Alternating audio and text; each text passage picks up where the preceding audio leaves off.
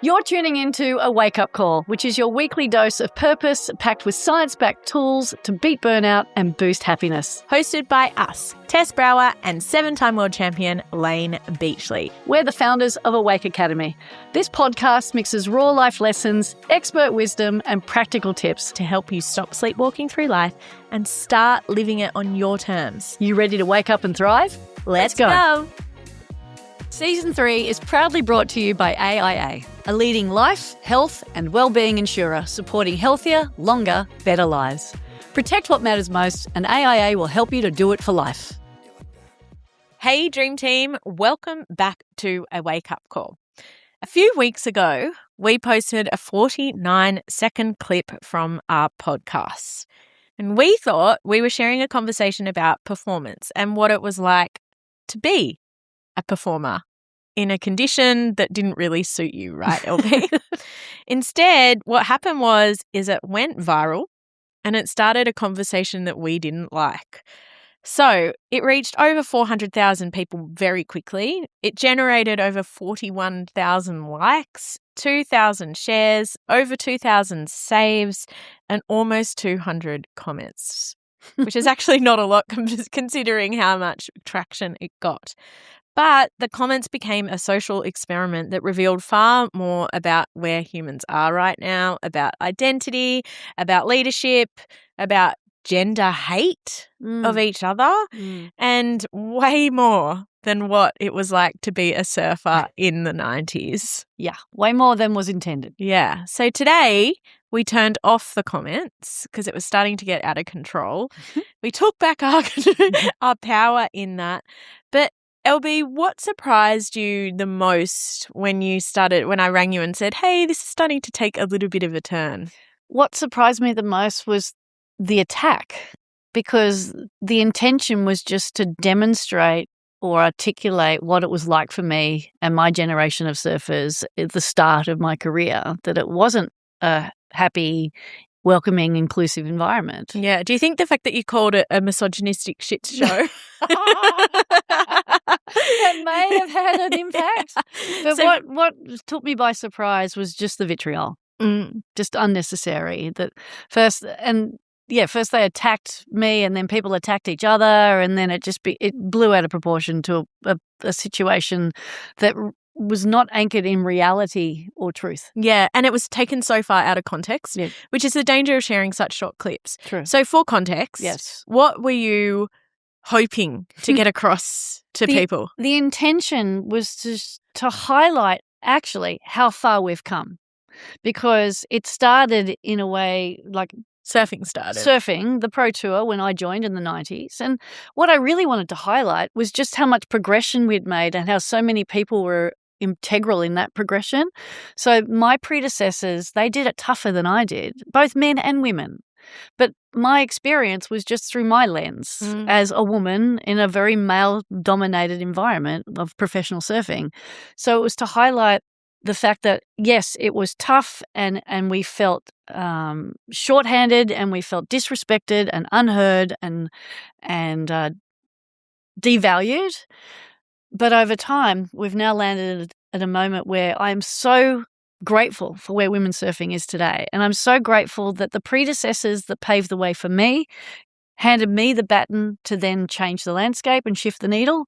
And then I was able to hand that baton to the current generation, like Stephanie Gilmore and Sally Fitzgibbons and Tyler Wright, who have then gone on to shape women's surfing to where it is today. Yeah, and I feel like surfing and pay equity has enabled other sports to take that on. And you guys have seen that in so many ways now as people come to you to say, oh, how did you do it? Or what conversations that you had. So it was really a catalyst for change. It was a catalyst for change, exactly. One of the pieces of feedback that was on there is, so on that post alone, and I looked at the statistics, 90% of people who viewed that post were women and 10% were men, which is probably why the men were going really hard against women and the women were sort of piling on and going again. So it became I wasn't man bashing. And you weren't. No. You weren't. And one of the call outs was, oh, you're just a victim. Well, look, I was, yes, back then. But not because of that. Yeah. I was a victim of my own circumstances. I was a victim of my own mindset. I was a victim of the fact that I was blaming everyone else outside of my misfortune. But when I shared those comments on that particular post, it was more highlighting the fact that this is how I saw it. This is how I experienced it. I'm so grateful we're not still there. But also, you did something about it. I did something you weren't about just it. saying Yeah. that, oh, poor, Oh, woe this was is shit me. and Yeah. damn you guys. Yeah. No, that was shit. And we did something about it. We stood up against it. We rallied against it. We collaborated. Yeah. We communicated and we shifted the needle and Created a fortunately- massive legacy. Yeah, but fortunately, women's surfing's in a better place. That's good. So some of the comments that would came up. I heard from a co-worker of mine who surfs that when she first started, a group of guys gave her advice on where to surf, and it ended up being the shitty spot so that they could take all of the waves. So they actually sent her around.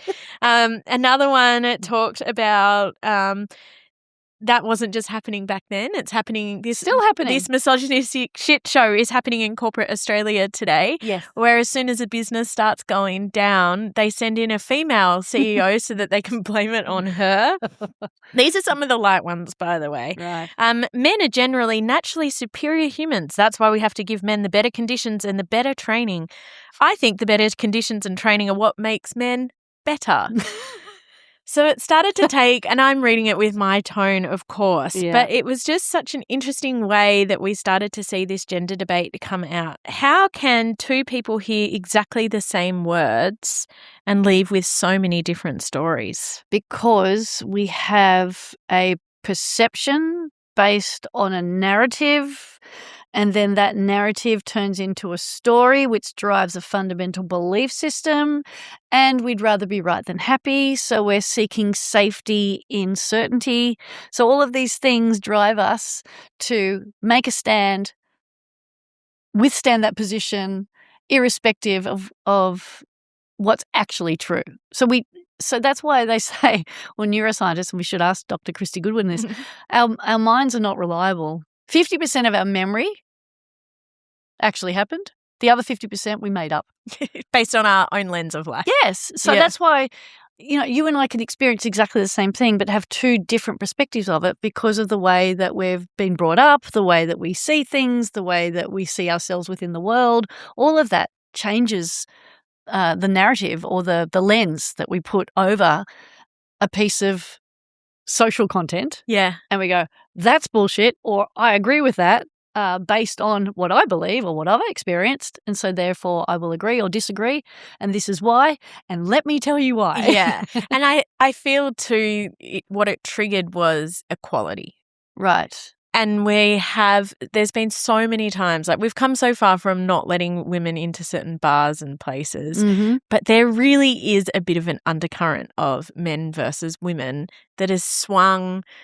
So it was men against women, so you're not allowed into a space. Then it became women against men, so we pile on and bash the men. Yeah. And now we're trying to come back to a medium line. Yeah, we go to extremes to find out mediums. Yeah. And but people do have trauma around it, and rightly so. Like there has been so many instances and still are, particularly in other countries, where women are not the superior race, even though we birth the babies. I know. Yeah. Even though we're they're not allowed to drive, they're not allowed to get an education, they're not allowed to do anything. Yeah. Yeah. So this still happens. And that is that like an insecurity that witches burnt at the stake. Yeah. Yeah, it's for having an intuition and being a woman. Yeah. So we do have a long way to go. We do. Yes. So some of the comments in there were people defending their identity. Yeah, they don't actually defend the facts. They defend their own identity. No, like men are the problem. Women play the victim card. Some women deserve these opportunities over men. Like they should need to prove themselves.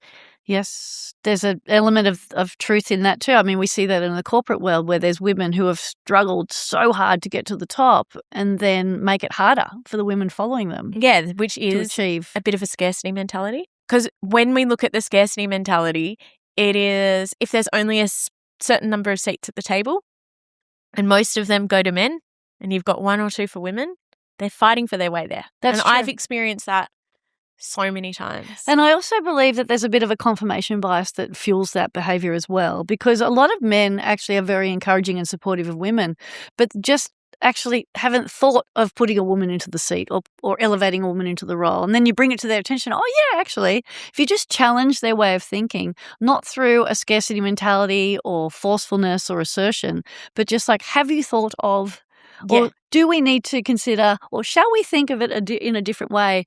Then you challenge that notion of the confirmation bias and just that same old, that we just keep going back to what we know. We've just got that black book of men in our lives, so we'll just keep doing that. It just becomes this consistent theme that's just easy. Well, it's comfortable. And it's comfortable, yeah. Two of the greatest insights I had came from this year's International Women's Day. The first is that a business with a senior leadership and board team that has over, I think, 30% women make 25% more profit. Wow. So it's understanding the facts. Yes. And the other one was, we don't need another mentor. I don't need another man to teach me how to surf or how to perform.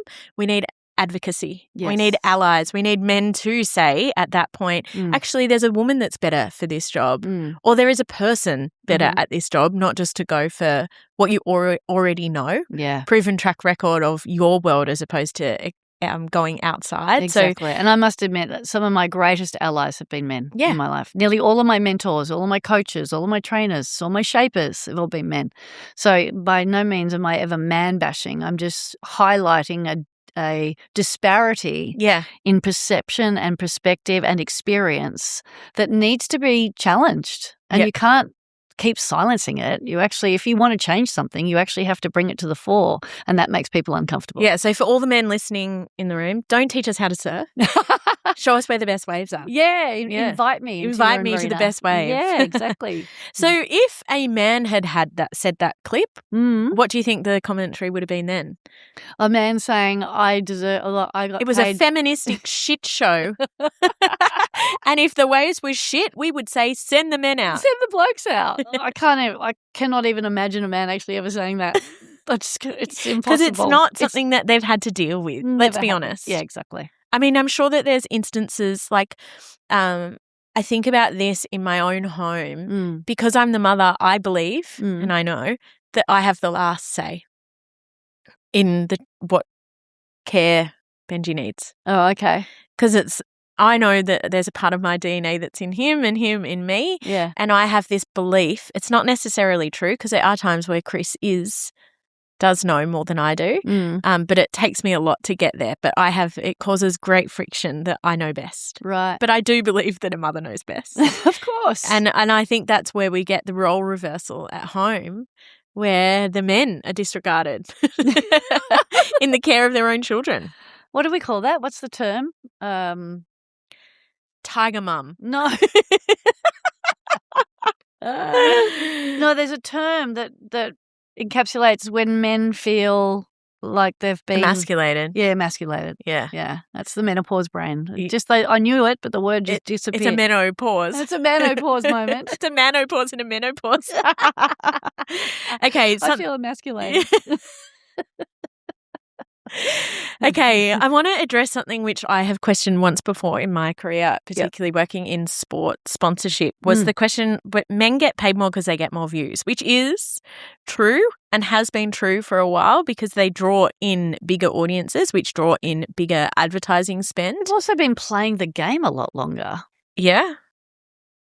Haven't they? Yeah. Especially when it comes to, ball sports. They've been playing the game. They've been playing with their balls for their whole lives. Their whole lives.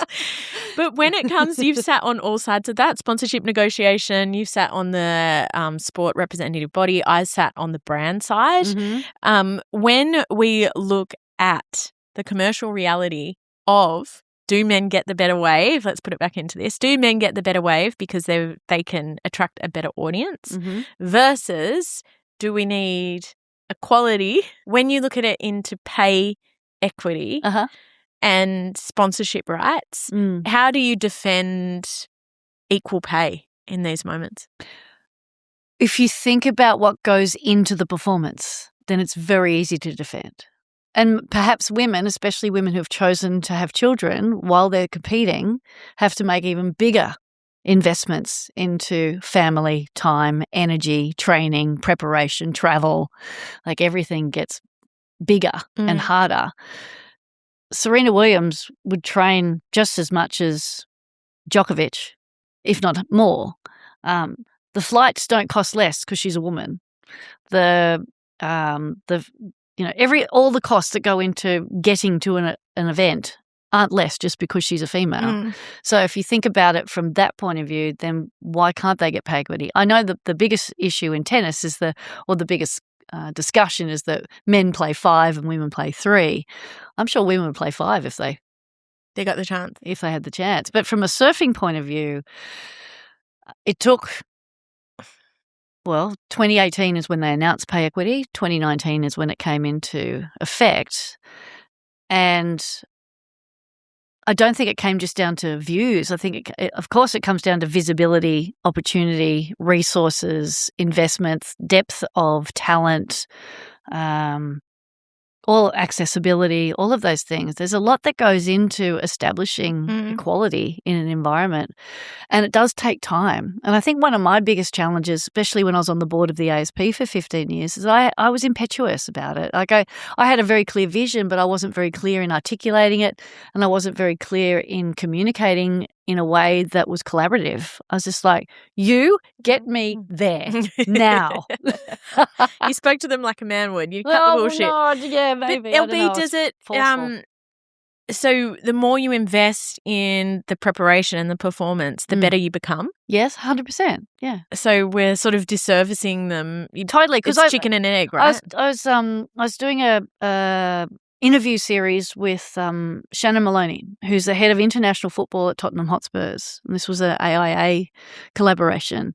And I asked her, or she asked me, what was the one thing you wish you had that would have made your elite sporting career easier? And I said, pay equity, because I wouldn't have had to work 4 part-time jobs, train part-time, surf part-time, travel part-time. Like everything was half-assed. And as we know in the world of human performance, when you get to focus on one course until you're successful, that will speed up your pathway to success. Yeah.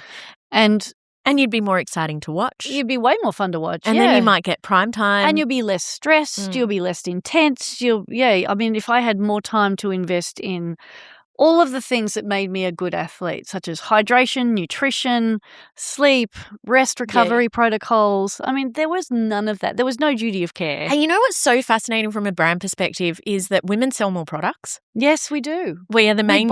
We buy more products. Like it's like 80% pay. Like we control 80% of the budget because we're buying everything for home. And when you think about that from a sponsorship perspective and an advertising and views, it's so important that the female buyer is spoken to. Yet most ads talk to a man. And look, this is changing, but it also isn't. Yeah. And I think about, I have a real issue with International Women's Day events that only have women in the room. No, you're speaking to the converted. You're speaking to the converted. And the more men that show up, and I always get them up and I clap them to say, like, thank you for showing up. And I reflect on one that I went to and the Socceroos were on the panel.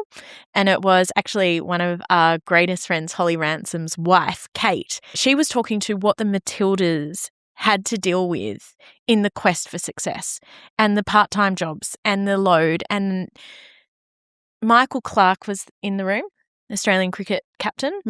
And there was another representative from the female cricket team, and she was talking about what they had to deal with. Same.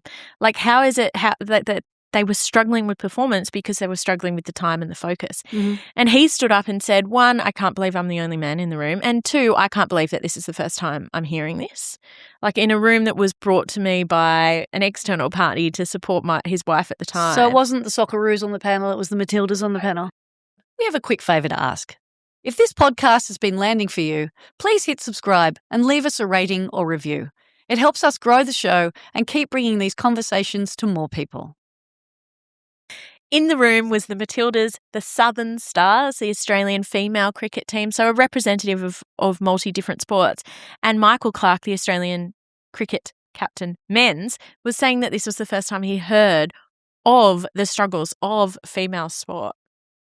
Which is I mean, you can call bullshit on that, but it was the first time that he sat down and it hit him. It's astounding to know to have some. I mean, firstly, thank you for being in the room. Secondly, thank you, Michael, for standing up and saying, I haven't heard this before. Yeah, we need to do better. We need to do better. We need to do more. So our assumptions kill us from understanding this. Like, yes. So because we struggle not only in silence but also overtly, and we expect people to see it and do something about it, but then we don't want to complain about it because otherwise you get called the victim, and you're just a whiny or the little noisy bitch. one, or the little bitch, or you're being fucking emotional. Stop banging your hands on the table. This whiny little girl. She's on her period. She's having a bad day. She's in menopause. Don't go near her. Actually, I was talking to someone about this the other day, and I was like, you had to show up at work in a bikini, even if you were menstruating. Oh, the worst thing was when you got your period at the contest site and then start going around to the girls. Anyone got a tampon? Oh, that anyone? Would be so, and anyone? Your performance really does lag, right? To cut the string. And you have to perform in all conditions. All conditions, all days, no matter what. See, maybe we do need more money in women's sport, not just for that reason only. We need more compassion, investment, resources, understanding. We need a lot more into women's sport. And the good thing is that what Shannon reinforced to me when we were speaking is that when the World Cup of soccer was on in Australia and she landed here and walked into the airport, she knew the World Cup of women's soccer was on. Yes. You know, all the heroes, all of the idols and the icons of women's soccer were everywhere, which is just a demonstration of how far we've come, but also how important it is to have that representation, because if you can't see it, you can't be it. Well, our producer actually just stopped us to say that the only way that he knew that the Women's Cup was on, the Women's World Cup of Soccer was on, because of the amount of promotion that Australia invested in. And the marketing. Yeah. And the brands jumping on board going, actually, women buy women products. Let's support women in sport. And putting them in venues that held big audiences, and showing it on times where you can actually watch the TV, and putting it on free-to-air television. One of the most interesting things that's happening from a segmentation point of view at home is we've become multi-screen homes, as opposed to at 7 o'clock the one show would come on and the family would watch it together.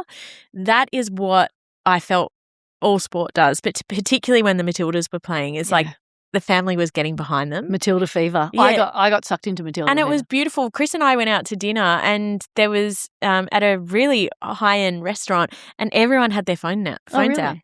And there were some people, I mean, we were like, don't tell us, because I wanted to watch it properly.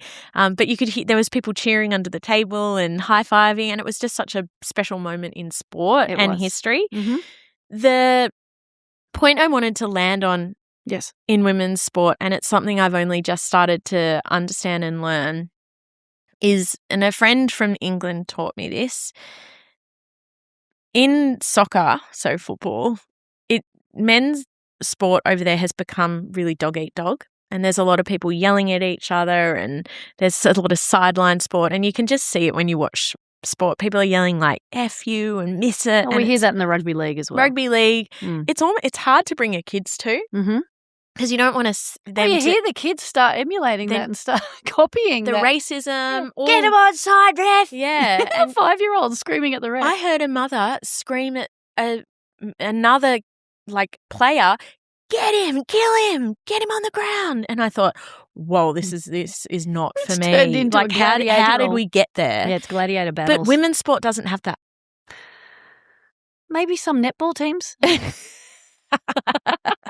Maybe there are some. No, it's a lot more inclusive. It's a lot. They're embracing each other when you talk about the compassion. Well, look, there are a couple of instances where I've heard mothers really get into it a little. Yeah. Emotionally. But on a grand scale, when you think about, those bigger sports like AFL, rugby league and soccer, it's certainly not as pertinent or not. It's certainly not as aggressive or overt. It's not as aggressive at all. Let's pull it all the way back to surfing again, and recognizing that the ocean doesn't discriminate. The people in it do. recognizing that we all also have 3 fundamental desires or basic foundational truths that motivate us to keep doing what we do. Yeah, it's like the hierarchy of needs, but of humans. Yes, the hierarchy of humans. The hierarchy of human needs. This is not a Maslow theory. This is a Beach flow. But there's 3 things. So number 1 is something to believe in. We need something bigger than us to believe in, to hold us accountable, to hold us. It connects us. Yeah, it connects us. Yep. Then the second one is someone to believe in. So when it comes to working in an organization, we often will put that belief in our leader or our CEO. When it comes to a sporting team, we'll put that belief in the captain and the coach. For an individual athlete, I'll put that into my predecessors or my role models, my mentors, world champions before me. Like they pave the way and make it okay and make it visible. And then the last thing is someone who believes in us. So I need to feel safe and supported and understood. So none of us have ever achieved greatness on our own. We've always had someone in our circle that's held us. But that someone is the governing body to give you more money, to create a condition that you can thrive in, and just watch the performance grow, right? But exactly, 100%. So if you think about those 3 things, something to believe in, someone to believe in, and someone who believes in me, if I reflect back on the tour in the 1990s, none of that existed. I didn't feel supported. But in actual fact, there were instances where hang on, I'm going to contradict myself. So when I reflect back on the Pro Tour in the 1990s, if I think about these 3 needs, something to believe in, I needed to believe that professional surfing was a viable professional opportunity to me. So I had to keep seeking evidence of that to withstand the rejection and challenges that we all faced, not just women, men and women. Secondly, when it came to someone to believe in, I just kept looking for mentors and allies. I didn't have heroes. I just had allies. So I found people who were basically a representation of what I wanted to be. And then creating those relationships helped me find someone who believes in me. When I articulate what my desires are and what I need, then I was able to create those connections with the likes of world champions like Pam Burridge, Wendy Botha, Barton Lynch, and Tom Carroll. Yeah. So they became the people who believed in me. That was your dream team. They were my dream team. And that's how you got out of, for the person who commented, the victim card and into the action card or victor and took it on. Yeah. And so fortunately now where we find women surfing, you can't question any of those things. Something to believe in. The Pro Tour is very heavily invested in. Someone to believe in. Well, they're now turned into heroes and icons and role models. And someone who believes in them, well, the governing body and the sponsors believe in them as well. And the viewership. Exactly. Like it's going up and up and up because people are starting to see the talent and the difference in the talent as well. Exactly. It's not going to be the same view. Exactly right. It's something totally different, and that's the education. Yeah, and exciting. Yeah. So I think about also that the industry, how when we started there wasn't a women's surfing industry, but when I started getting to the later 90s and into the 2000s, the surfing industry exploded and they invested heavily in women's surfing. And we were the beneficiaries. We were the beneficiaries of that. And that made our experience a whole lot more enjoyable. And it also brought us all together because we were all thriving now in an environment where we felt at times undervalued and disrespected. So I'm really grateful that we were part of that time. Yeah, and I feel from a brand perspective, more brands now are saying it shouldn't just be men or women's. It's just AFL. So if you sponsor AFL, you've got both teams because it's both teams play. Perfect. And I think they're doing a really good job, particularly Katie Page at Harvey Norman is having a wonderful impact in that, in women's sport particularly, to say it is both genders. Yeah. It's not just one or the other. Yeah, and they're heavily invested in grassroots. Yeah.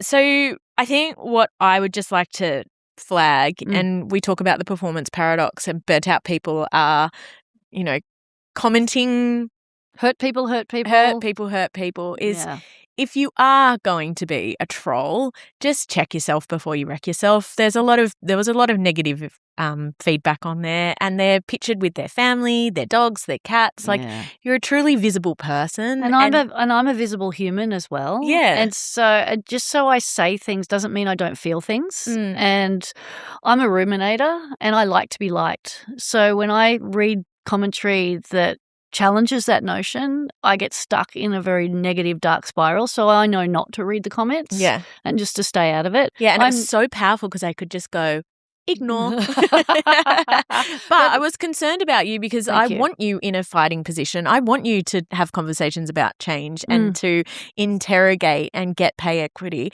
But you would not do that if you were getting attacked. No, I wouldn't. I wouldn't stand up for myself if I felt like I was being ridiculed, judged, criticized, and it's not who I am, and it's not who I intentionally want to be, but that says more about the person ridiculing and judging me. So my advice to anyone who wants to engage on social media is ask yourself these 3 questions. Is it true? Is it kind? Is it necessary? If you don't answer yes to all 3, then it's not worth saying anything. Yeah. And you can't win a battle in the comments. So no, just you disengage. Can't. Yeah, disengage. Put your energy into your loved ones and you. Just be kind. Okay, so. You can be anything in this world, be kind. The AIA Do It For Life toolkit. So practical tools when you get triggered by something on social media. Shall we go down that route? Yeah, let's do it. Okay, number 1, why am I triggered? Ask the question. Ask the question, why am I triggered? And quite often well, look, I'm going to project here. I go into the mindset, am I that? Did I say that? Am I that person that they're accusing me of being? And I've lost touch with my own identity and now I'm defined by somebody else. So firstly, why am I triggered? It's because I've allowed someone's opinion of me to define me. Yeah. That's why I'm triggered. Yep. Check in with yourself. What do I need to decompress from this? Go outside, put the phone away, delete the comments, just walk away. Just walk away. It actually doesn't matter. And go and get a hug. Yeah. Get a hug from someone that loves you, or pick up the phone and talk to someone that you know that loves you. It's very validating and reassuring. It is, isn't it? Yeah. I like the be curious mindset is if you can't fix it, just get curious. What can you do in your world to change it rather than commenting, liking, sharing? And don't get curious about the comment. Get curious about your response to it. Yeah. And always assume good intent when someone's sharing something deep to their heart. Like if anyone really knew what you had been through, I think they would have a different opinion of that clip. So do you have all the right information to make a 49-second clip, something that can hurt you that bad that you feel that you need to write that commentary? I don't know. And perhaps for the people who did leave some vitriol on the commentary, this is a question for you. Like, are you okay? Yeah, are you okay? Why did it trigger you? Yeah. Because that's a deeper question that needs an answer to. There's no question. We're burnt out. We're tired. We've got a lot on. Like, please take it out. Keyboard warriors. Yeah, keyboard. Take it out elsewhere. Yeah. We all need a bit more love in the world, especially deep in the DMs. Yeah, go punch a pillow, not me. All right, Dream Team. Today's conversation truly was not about surfing. It was about how quickly we judge, how we fiercely defend our identity, what we're triggered about, and how we can just be better humans, because the world really does need kinder humans, particularly in the comments, but more so just out on the street. So if this resonated with you, if you know someone who watched the 49-second clip and they need a bit of a perspective snapshot, please send them this episode. Or don't. You know what? We're not here to shift your perspective. Go for it, sir. Yeah, go. I'll see you in the waves. From us to you, Dream Team, have a wonderful week. We'll see you next week. Doodles! Awake is a centre of human performance. So if you want to bring more energy, motivation and connection to your team, reach out to us at wakeup@awakeacademy.com.au.